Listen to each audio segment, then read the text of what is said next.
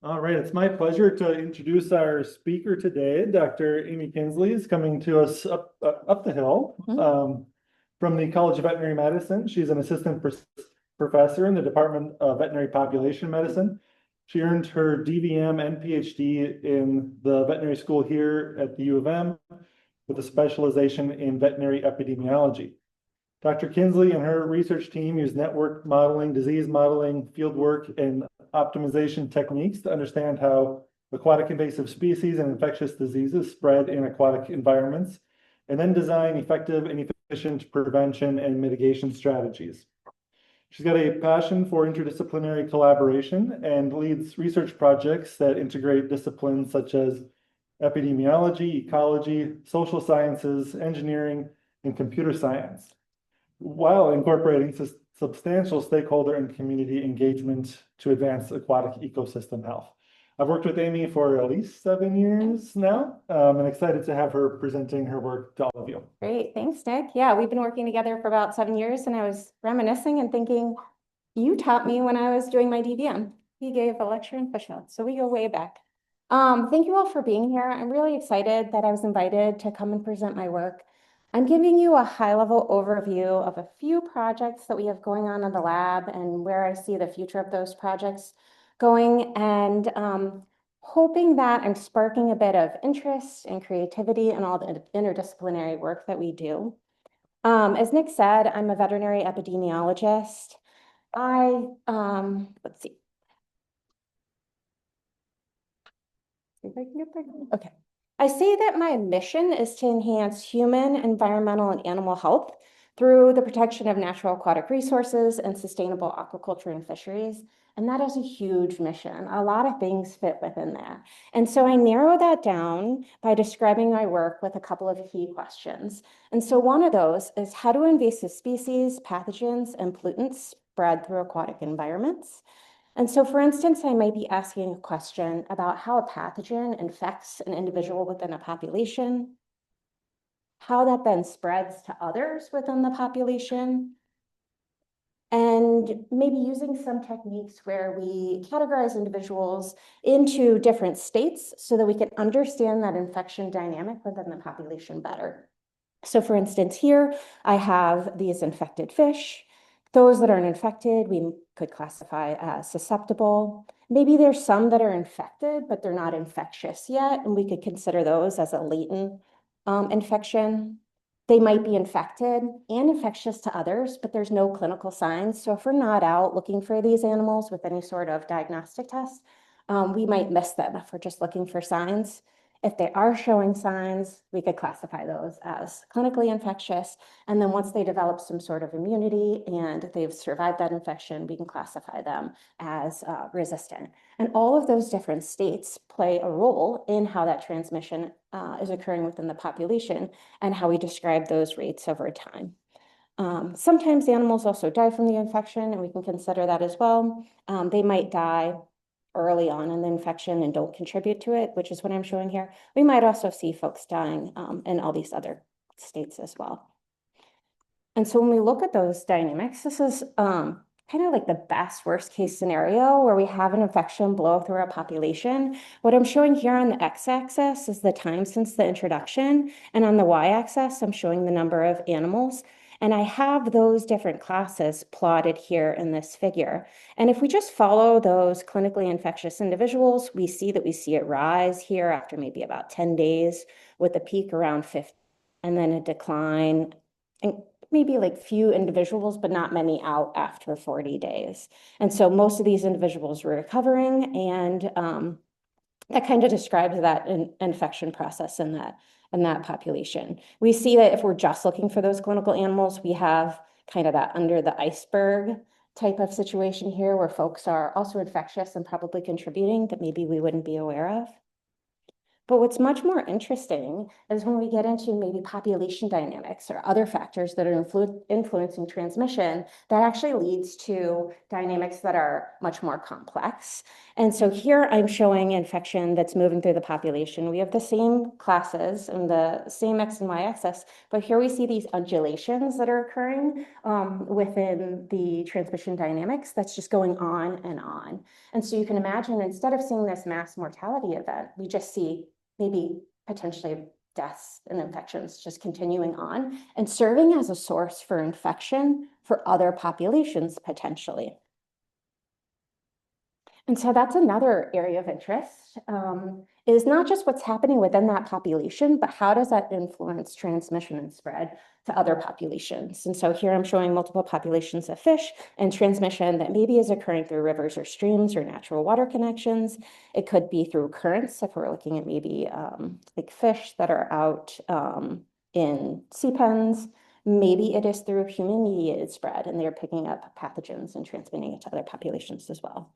And we can use that information about contact in that way very explicitly to study how these pathways of transmission could occur, and then think about ways that we could target specific individuals or populations within there to limit spread, or to be most effective with our limited resources, which in veterinary medicine and conservation is almost always the case. Either limited on personnel or limited on time. We really want to contain these pathogens and these outbreaks.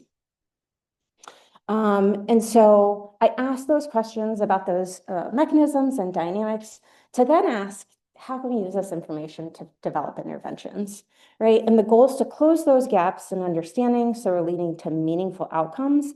So I think about the theory of the connections, I think about the theory around the modeling, but I'm also trying to close that research implementation gap and get it out into practice and get that in the hands of folks who are making decisions on the ground. And so part of the process, research process for me, is also developing these quantitative tools and sharing those that support decision-making, doing community engaged research where I have folks who are making those decisions part of the process along the way, helping me think about conceptual models, maybe some of the assumptions we have to make because of a lack of data. And then also, I very much enjoy the outreach and education process as well. So within epidemiology, there's a lot of different quantitative tools that we can use for decision making to help us understand these systems.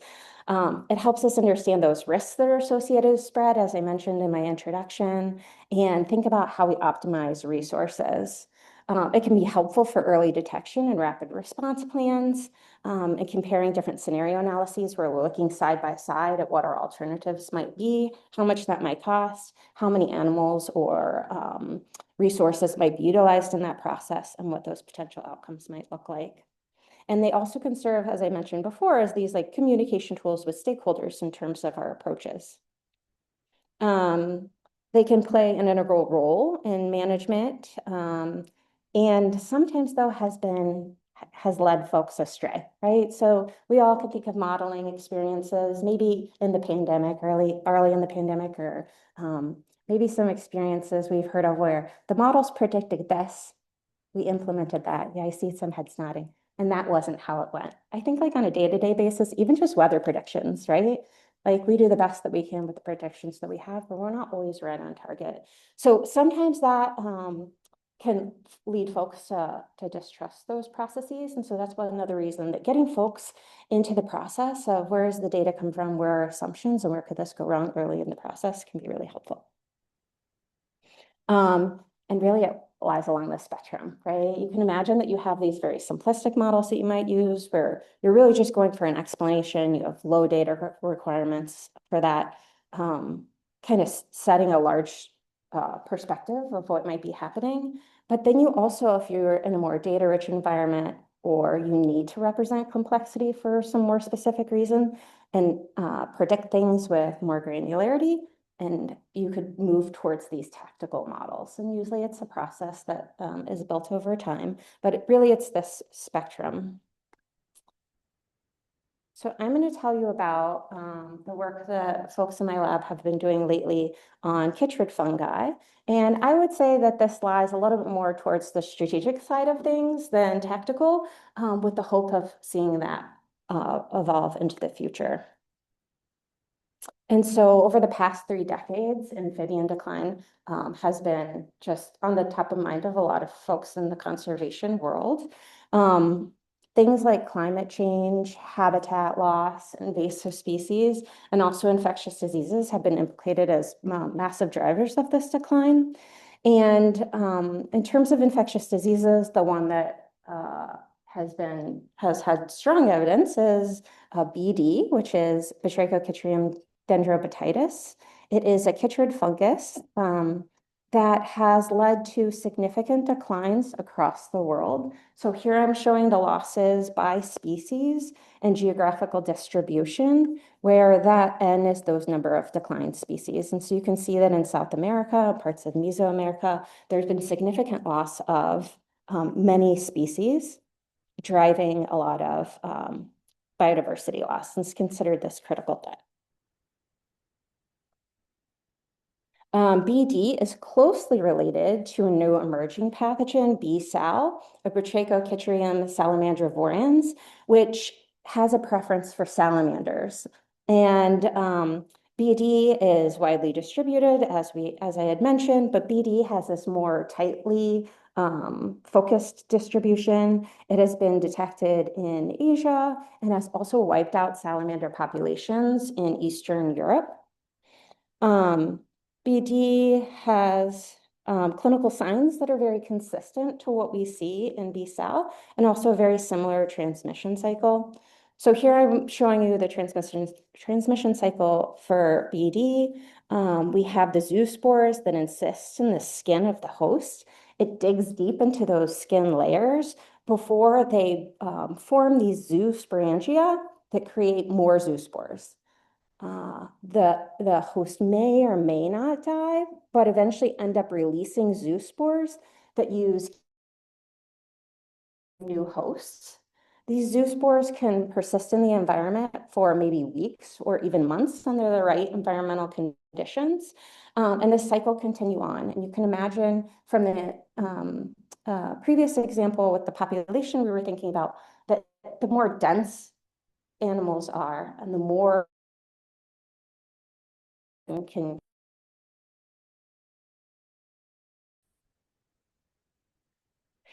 this leads to a cutaneous infection or infection of the skin. We see in these animals that are infected or skin ulceration. They develop lethargy or inappetence, so they are sluggish, they stop eating, and eventually they die from septicemia or issues with osmoregulation. Not all the infected animals become symptomatic. It can be very species dependent. There's some species that are fairly resistant to BD and B-Sal.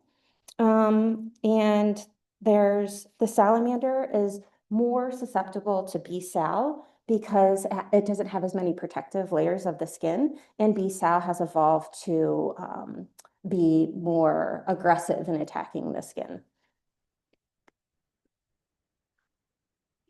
Here we're showing just like a slice of the skin. I find this really interesting. When we think about how that's developing in the host over time, we have the infection that's pretty on just a couple of hours in. We have these zoospores that we had talked about coming in and infecting the skin cells.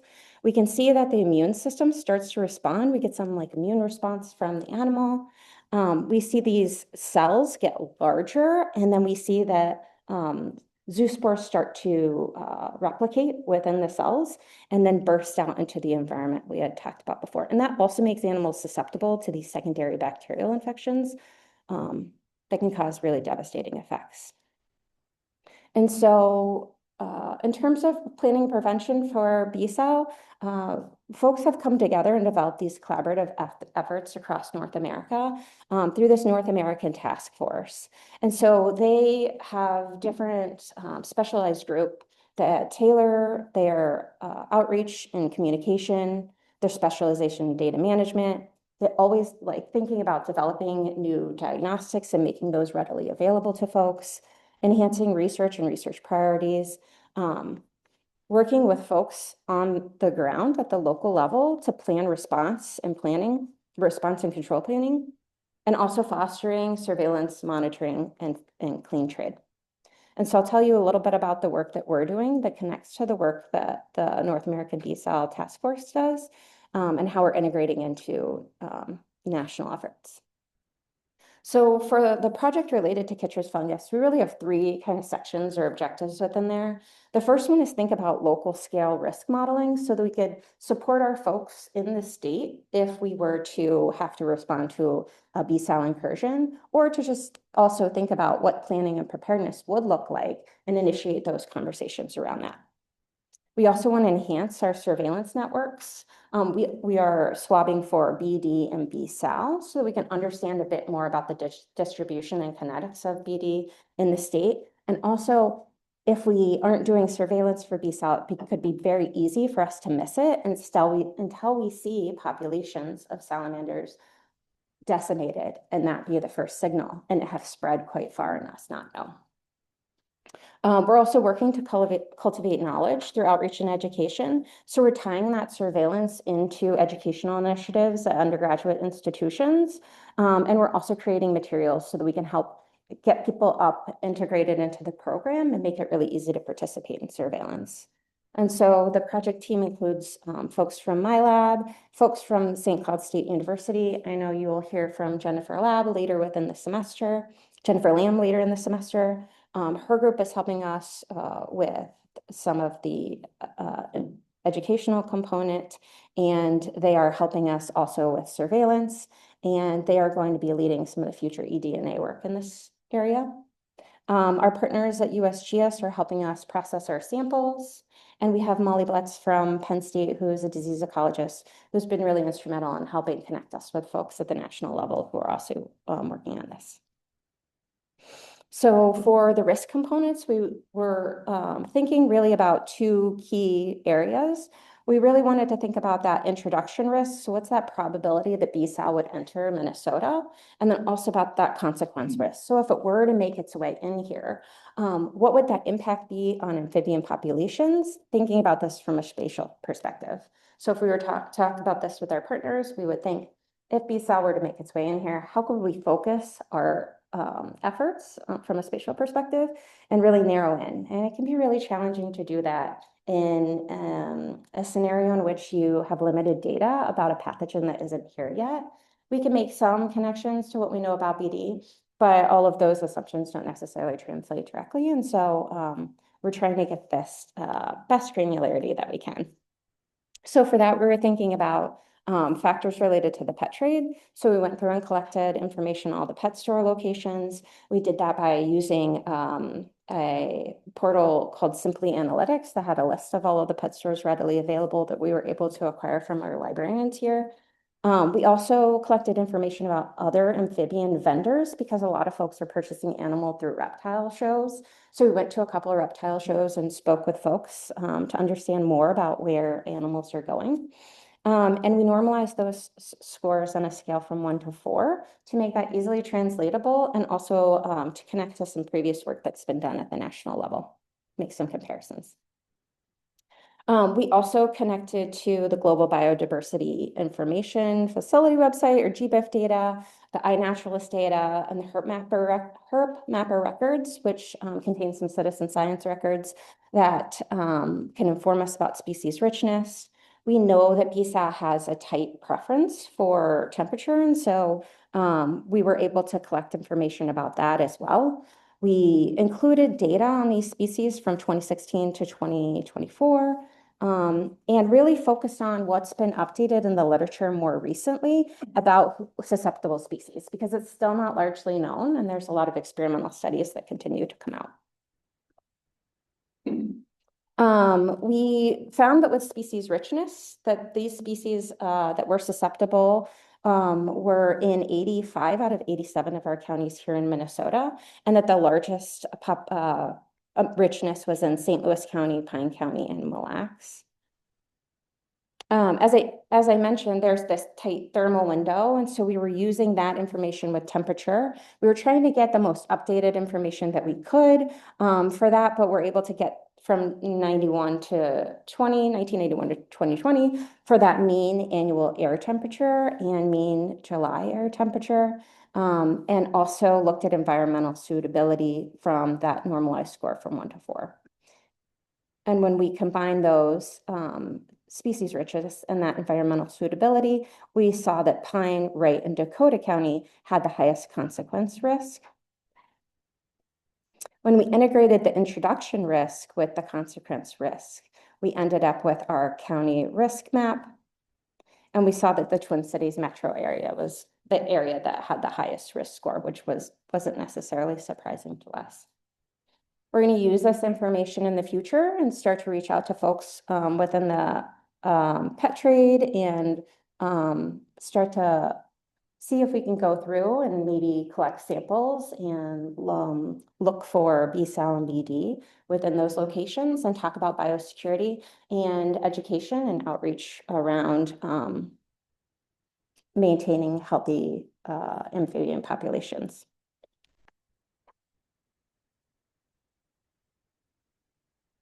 We can also use those risk maps to guide future surveillance. And so surveillance really is just that ongoing reporting of diseases in animal populations. I think about it as information for action. We can go out and we can collect information, but to keep it sustainable and really useful, thinking about that end product or end use of that data is really helpful. So thinking about where it's going in terms of policy, how we can set priorities, how we can then turn and respond to those outbreaks, as I said. Detecting those new disease events, which can be really rare. It's like trying to find a needle in the haystack, and narrowing our focus. And then if an outbreak were to make its way in, how do we then develop a surveillance strategy or testing strategy so that we can consider ourselves free from the disease? So within that, we're developing these surveillance networks where we've reached out to colleges, universities, zoos, aquariums, and nature centers. And our goal is to get at least 20 folks to enroll. Right now, to date, we have 26 groups who have enrolled in the program, and I have a few of those members that have enrolled up here. This is part of a national program. So I'm showing the Minnesota SNAPS logo. There's also the Student Network for Amphibian Pathogen Surveillance that is conducted across the US, and we have some partners in Canada. Folks go out in the field. Here's my lab doing some surveillance. They're capturing amphibians, swabbing the animals. We're in partnership with the USGS, who will send us all the materials that we need. They will also send us shipping containers and give us shipping labels. All we have to do is put the samples in there, pack it with ice, and send it back to our partners. They'll process those samples for us and return us the results quite quickly. They're doing that, as I said, across the United States and partners in Canada. There's 62 institutions who are regularly participating in this, and they have over 2,000 samples. Those results that they give us within 2 weeks go into the amphibian disease portal. Us in Minnesota, we contributed over 300 samples that were collected. We saw B-cell in some sites that prevalence was as high as 69% and was absent in a lot of them. And we didn't find any B-cell, which was not surprising and quite relieving. But to make this program sustainable, we link it to course-based undergraduate research experiences. And so that's where undergraduate courses are trying to engage students into research and get their hands on every part of that research process and also create outputs that are accessible to stakeholders that can lead to change. And that's a benefit mutually to the instructors and also to the students who are participating in the program. It can help open up inclusivity into science because a lot of you all here probably got your experience within research by volunteering in labs. Maybe you were paid as a technician, but there's opportunities for folks to get involved who maybe didn't necessarily know that that was a passion of theirs and also earn credit along the way. And so that can be also a great way for instructors to collaborate with other folks and to expand their research, especially if they have really high teaching demands. And some of our partners are mainly focused on teaching. All the data can be put, or the lesson plans that are created around this can be put into Cubes, which is a free online repository. And then those things can be shared.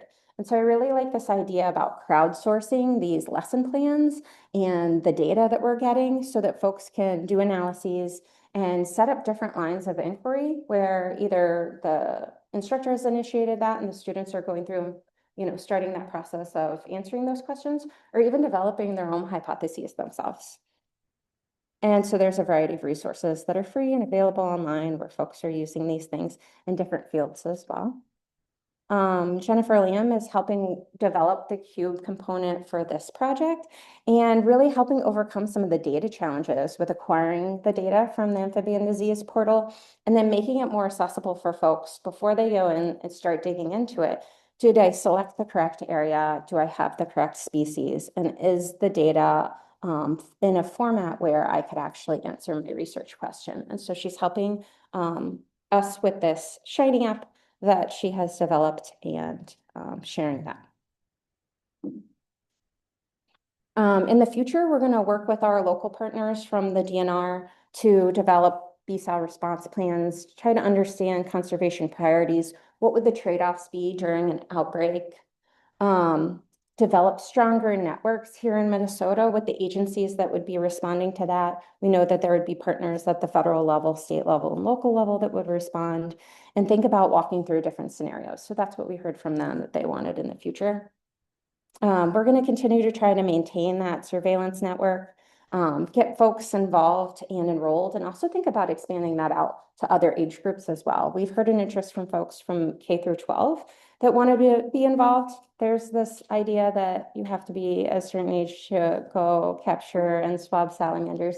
And I don't think that's necessarily true. There's been folks who participated in programs that are somewhat similar, even in elementary school. And you can imagine that the way that they would participate would be quite different, but it could also be engaging in raising our future conservationists. Jen Lamb is also going to pilot our eDNA component of this. And so we're not actually looking for BSAL or BD, but we're looking for eastern newts, which is a susceptible species here in Minnesota that's quite elusive, and working towards that.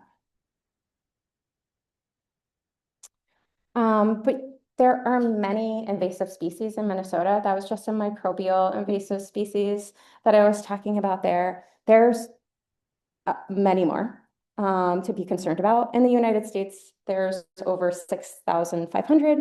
I work with MACERC and we think about developing a priority species list and coming up with just 40 species, and that is consistently challenging. And so we break that down into fish, microbes, and vertebrates. I have microbes on there twice. But we are trying to come up with a list of species that are either present in Minnesota and causing harm or are a threat to our ecosystem.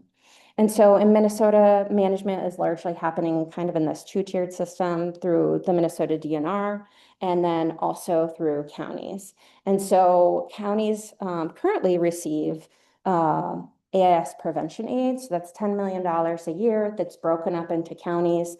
It's distributed based on watercraft trailer launches and parking spaces. And a lot of counties develop watercraft inspection programs with that money and run them themselves.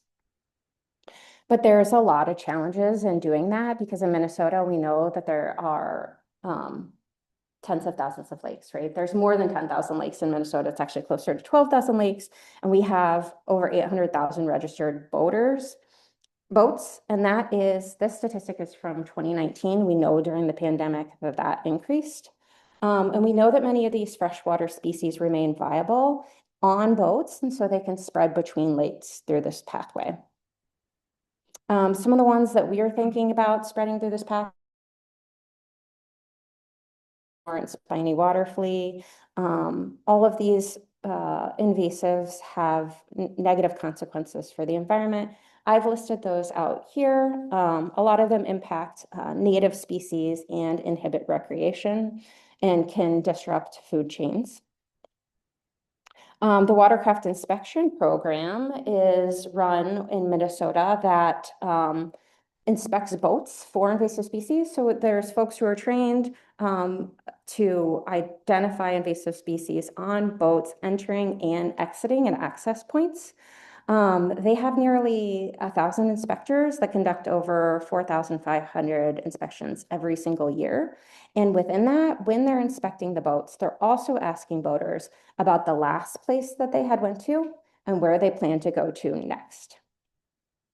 And so we can use that information from the surveys to develop these networks where we can describe our lakes as these nodes and those boat trips as edges. You can imagine if the inspector is here at the inspection location, they've asked them about that previous location and that next planned location. We have this kind of 3-node network that we've created here. But if we looked at that across the landscape level, it might look something more like this, though we've taken a look at it, it's much more complex. And these networks start to have some structure within them that we can use to understand risk and how invasive species might move between the lakes. We develop different metrics where we can describe attributes of those nodes or maybe identify areas within the network that might be of particular interest for us when we're thinking about mitigating spread. And so we use the data from the watercraft inspection program to develop networks that describe the movement of boats between 9,182 lakes in Minnesota. Those were all informed by over 1 million survey responses. The modeling approach that was taken was able to overcome the issues related with bias and unequal effort. So you can imagine if they were placing watercraft inspectors on the landscape, you're really trying to get those lakes that have a lot of traffic. But then you have information about those lakes and where people went before and after surrounding those highly trafficked lakes. But we know that folks are going to other places as well, and we're not actually capturing those on the survey. And so that's where we're overcoming those bias.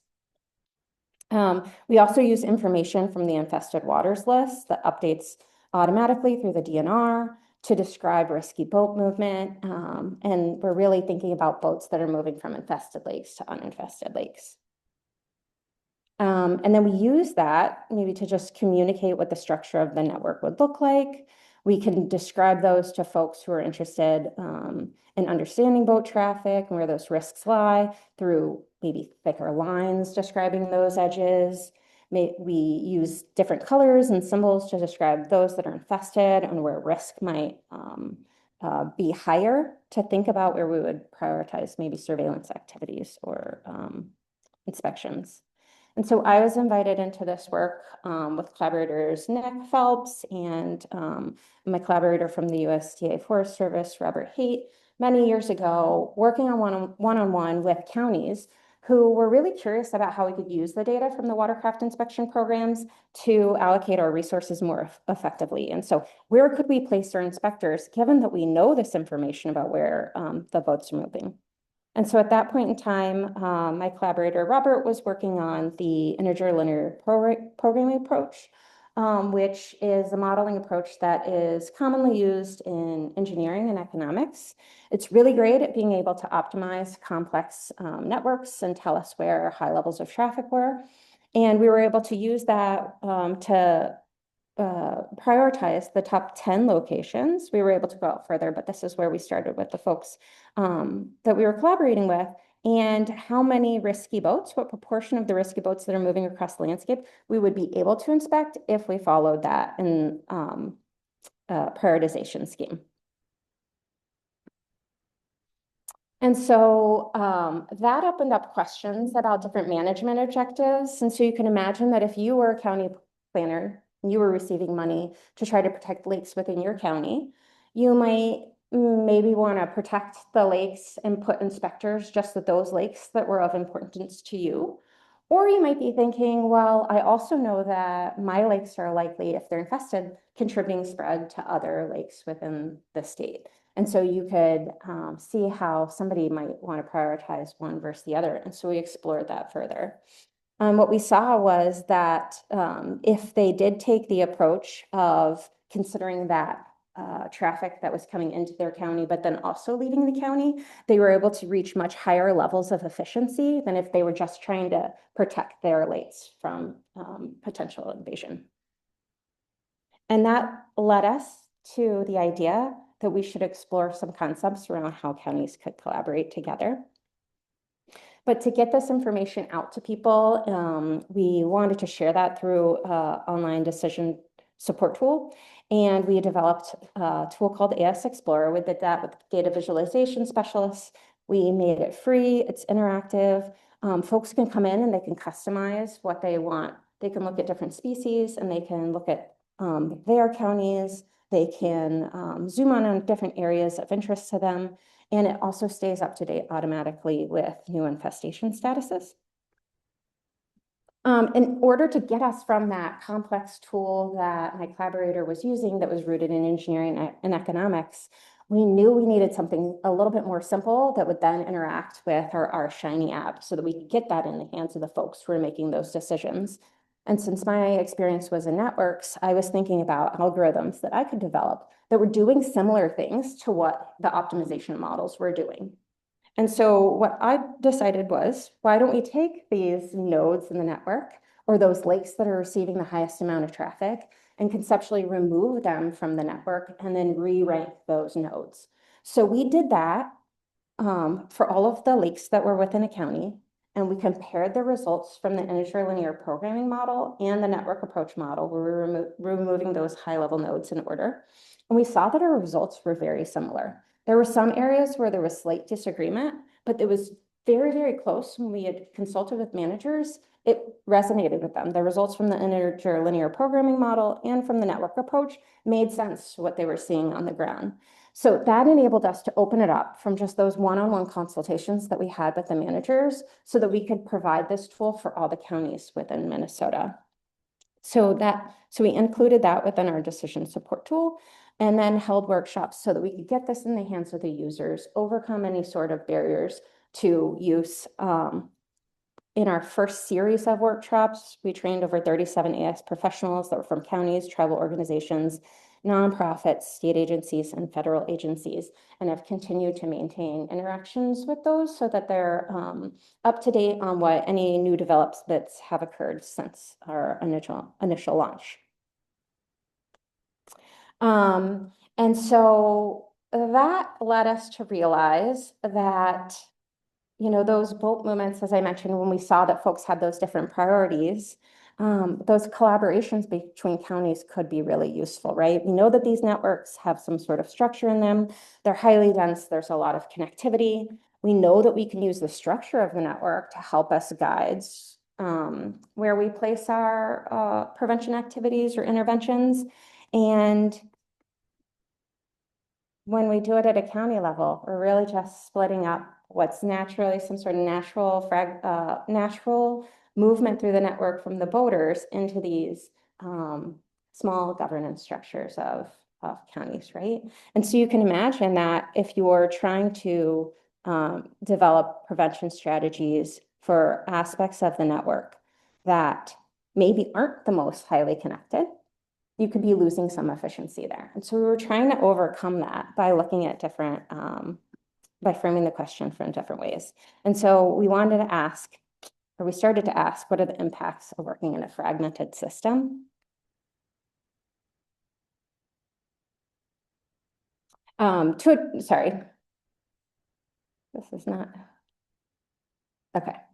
So we were asking about the impacts of a fragmented system. We wanted to identify the efficient placement of watercraft inspectors. We wanted to do that at the complete state level so that we were capturing all of that connectivity. But then we also wanted to do that at the county level and ask what counties could collaborate with each other to increase this efficiency. And then we wanted to share that framework as well.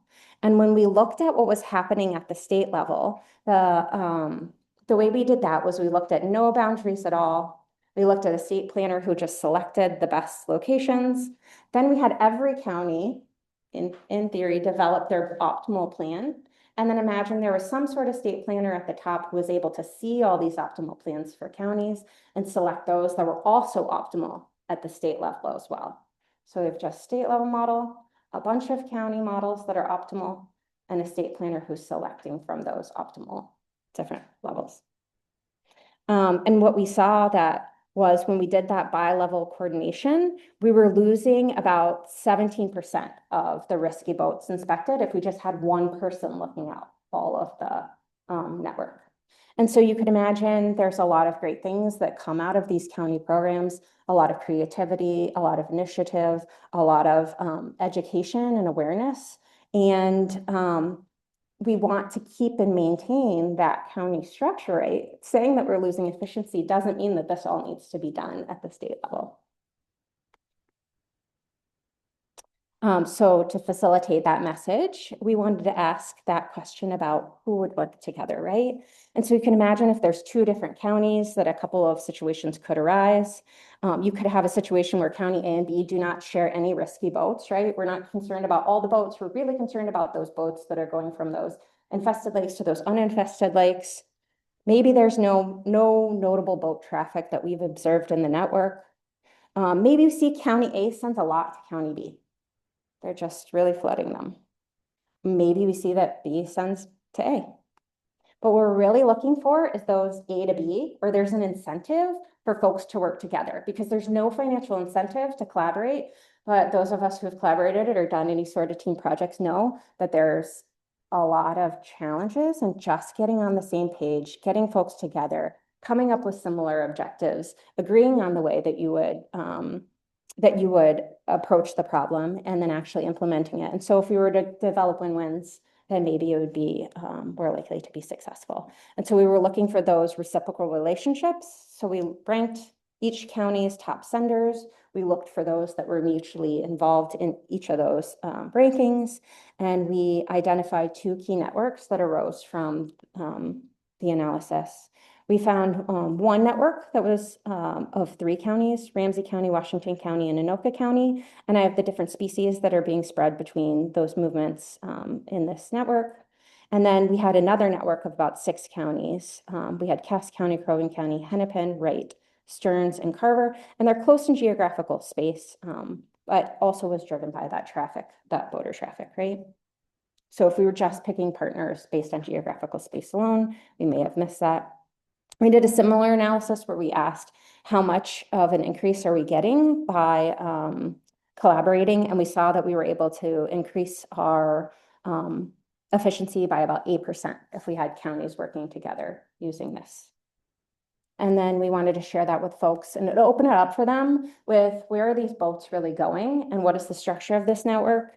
And so you can imagine if you're having an inspector here, for example, at Minnetonka, what other counties? So I have the counties colored and then the lakes within those counties following those colors. So if you're in Minnetonka, you can see that you have connections not only to other lakes in Hennepin County, but also lakes in Cass County, and Carver County, and also in Crow Wing County. So if you were inspecting there, right, that you guys could facilitate a conversation around that, what that might look like in terms of education and inspections.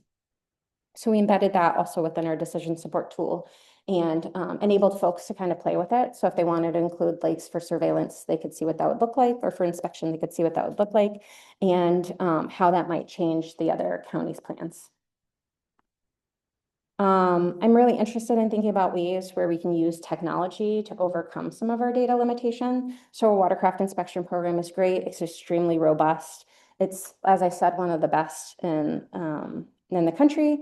And folks are really interested in the models that we're doing and how do we prioritize these things at a regional scale. And so I'm also working on a project where we're looking at enhancing our understanding by using FishBrain or fishing app data, and also streetlight data, so information from cell phone mobility data, and how we can maybe expand that out into our regional perspective by validating what we've done here in Minnesota. I also have a graduate student who is working on a project where we have cameras at boat launches, not only to help us validate the traffic estimates that we have, but also open up the granularity of what we understand about those traffic. So if we know more about when boats are coming and going and what our priorities are, maybe we could place our inspectors during the day at different times. And what characteristics do lakes have that are somewhat similar that are driving traffic patterns, and help us overcome that issue with having those highly trafficked lakes serving for most of our observations. We get an understanding of what's happening from those that aren't as busy. Very quickly, I know I'm running out of time. I also work with a roboticist and social scientist to think about how we can integrate technology into surveillance by using aquatic robots and working with partners who would actually use these on the ground and in their day-to-day. So we've looked at using these for measuring water quality in areas where it's remote or conditions are unsafe, or folks who are doing surveillance for invasive species and they're divers and they need some extra support. And we are asking folks about the potential use of this autonomously. So if you were a visitor to a park or a lake and you saw a robot swimming through the water, how would you feel about that? We saw a spectrum of responses from folks that are like, that's great that we have extra tools that we can use to help protect our lakes, to I would not want a robot to be near me or touch me.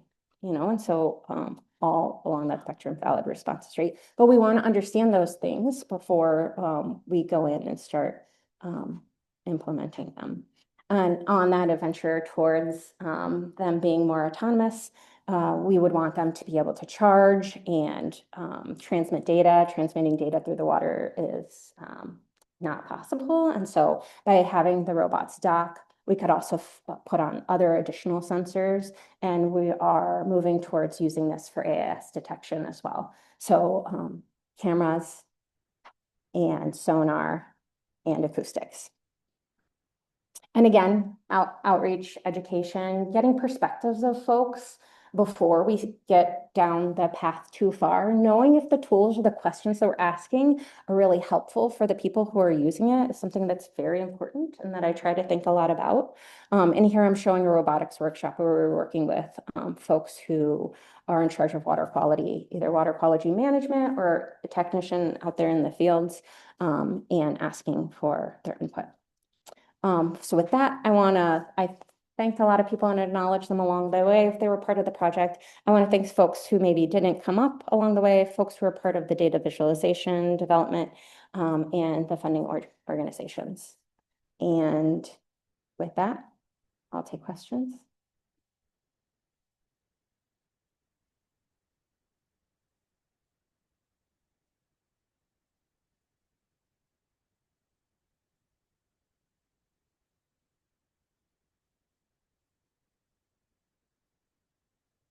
So you set up all these systems, excuse me, to help tell counties how to optimize where they're putting their inspection systems. How many are using it? Yeah, so Like that's using it a lot. Yeah, so that's a great question. I like to say, so just first, I like to say we're giving them a tool to help guide because I know that they have way more on the ground knowledge than we do, and that we can come together for solutions, or that they could use it as suggestions and bring their knowledge on the ground. But I would say that we have certainly a core group of super users that we know are going back and using the tool again and again.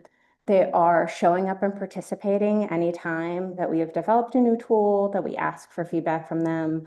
That is part of the initial process of we're in the early stages of asking questions, and we can't ask everybody, but we want to start with you. We call that group our super users. I would say there's probably 8 to 10 folks who are in that group who are highly engaged and really interested in pushing this stuff forward. We do get data analytics from our Google Analytics about traffic. And so we have over 2,000 users from, I want to say over 16 countries. Do you think that's right, Nick? That are coming in and interested in the approaches that we're using. Most of the traffic is coming from Minnesota. And so that's reassuring that it is likely people who maybe aren't showing up to the super user events, maybe are showing up to some of the workshops and using it. And I think we really just want to get our hands a little bit more on how and what they're thinking about. So one of the projects that's currently funded that we're working on now is just that.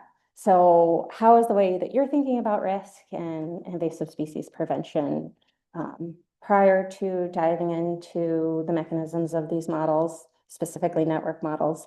And then what about after? And we walk you through when we develop the tool. We kind of change up the way that we model these things. We're not exactly using AS Explorer, but we're reaching out to folks about that and opening it up to a broader group and hoping that also continues participation.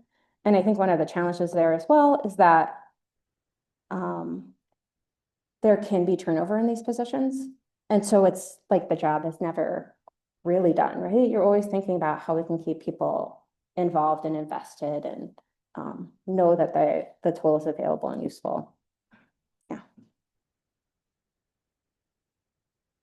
I have a question online, Amy. I'm curious more about PD and BCL2, about why is it so lethal, and could you describe the mode of pathogenesis? Yeah, so BD is lethal, so lethal. I think you're asking about within one host, but I'll open it up to the population level as well. It causes massive disruptions in the skin of amphibians, and because they are cutaneous respirators and osmoregulate, it can disrupt that as well and cause mass mortalities. For BD specifically, many species are susceptible, and so that's why we start to see population declines. It's interesting because I think that variability in species susceptibility also plays a role. So you can imagine that if there's some that are highly susceptible, they get infected and they die. But there might be some that are carrier species who are just propagating zoospores in an environment in which, that maintenance might go on for a while if they're not dying. They also have shown that weather patterns are playing a role in this as well. So drought can really limit spread, but you can also imagine as water levels fall, the concentration of zoospores increase. So it's really complex and dynamic, but essentially that's what's happening within a host. And also thinking about that from multiple hosts perspective. Yeah. Yeah. Very interested in your lake robots. Oh, cool. Yeah. Have you done any information or taken a look at how excited they are about a lake robot? Like, are there certain types of people who are more likely to be really against it, or is it kind of just like a wide range of opinions no matter what? Okay, so we asked this question and we're using theory to guide some of the questioning. And so I'm answering this really on behalf of our social scientists. So we were really interested in looking at the recreational operational spectrum. And so if we are in areas that were more urban versus more undeveloped, would we see a difference? And so we hypothesized that areas that were more developed, the individuals would be more acceptable because they're used to signage or structures in that area that is already maybe interacting with their relationship with nature or their experience with nature. And what we saw along that gradient was true. Those folks who are in those more urban areas were more accepting of those things than folks that weren't. We also saw, though, that folks had a lot of environmental concerns and were concerned about what that means for the robots, not only long-term with their persistence in the environment, but also their disruption of native wildlife and how we develop our designs, including those kinds of processes. We saw, though, that when we said that the robot had a specific job to identify invasive species or protect water quality, acceptance got greater. So yeah, there's the complexity there, but it makes sense, right? Yeah.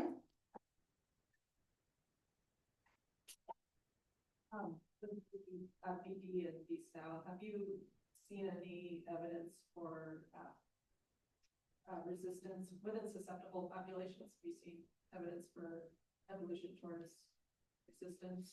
Yeah, so a lot of the populations in Asia that have evolved with those lineages, yeah, we see a lot of resistance there. We see some hybridization with some of those lineages that lead to increases in virulence. But yes, they do see that in areas. I don't think that's necessarily our hope for the future, but possibility, right?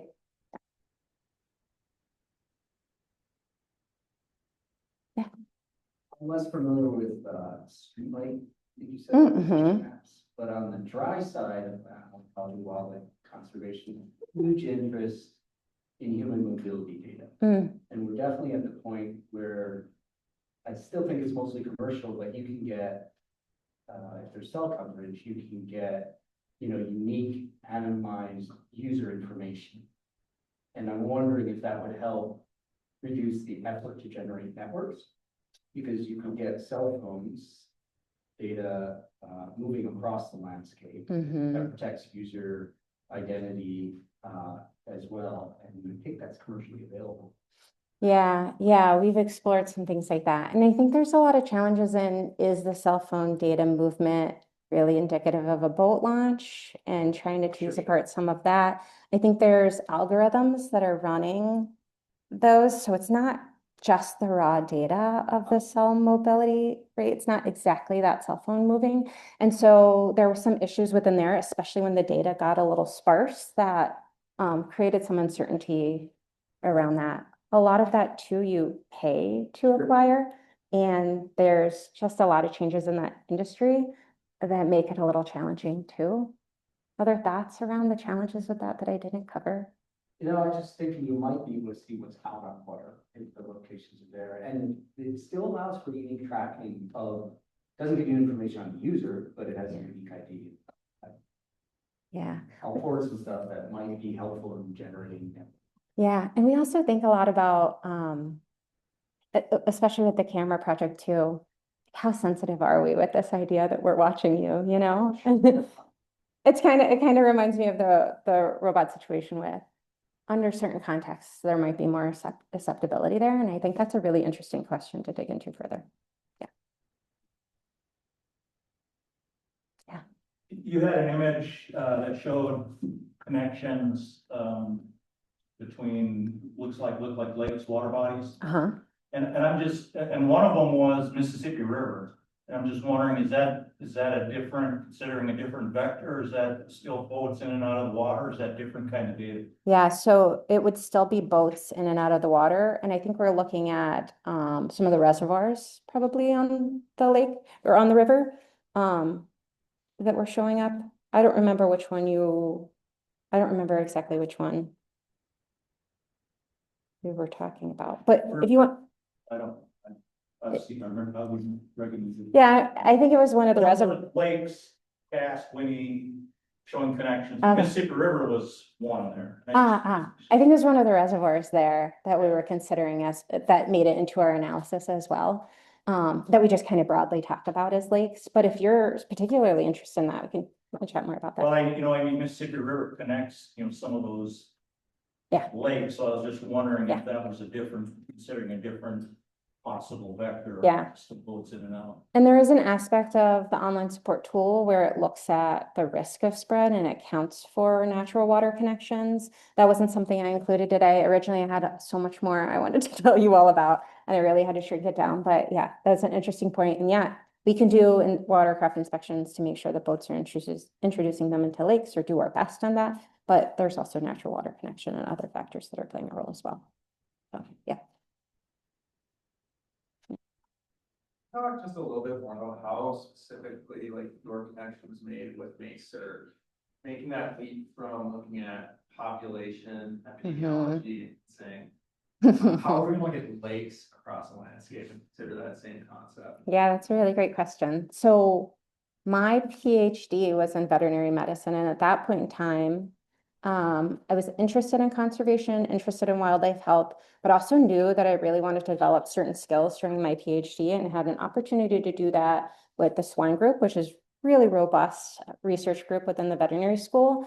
And I studied a highly pathogenic foreign animal disease, so one that's not here in the United States, but we're thinking about planning and preparedness for, and how it might move through the swine industry.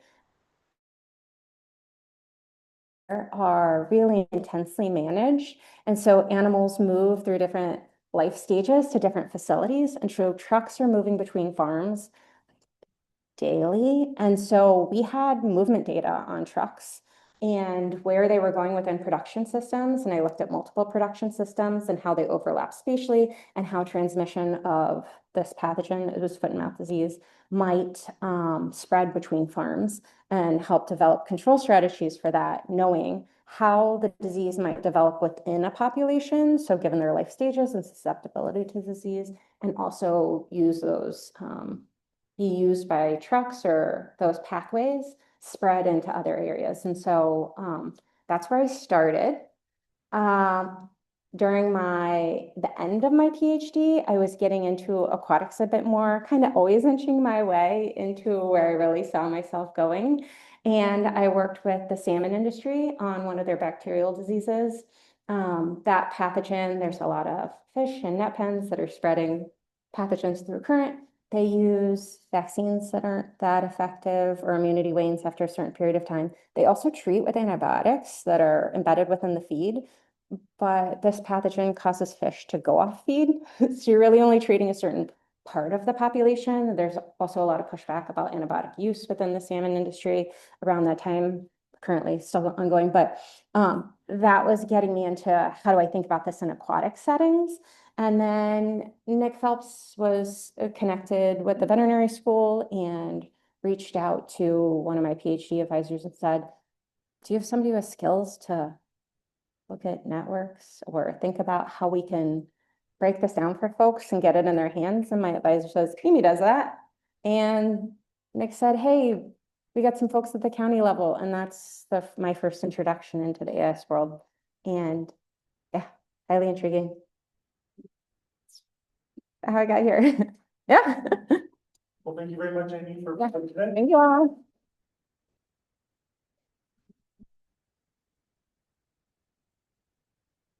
Next week, Jennifer Lamb will be here from St. Cloud State University talking about amphibians and diseases of those little critters. Thank you all.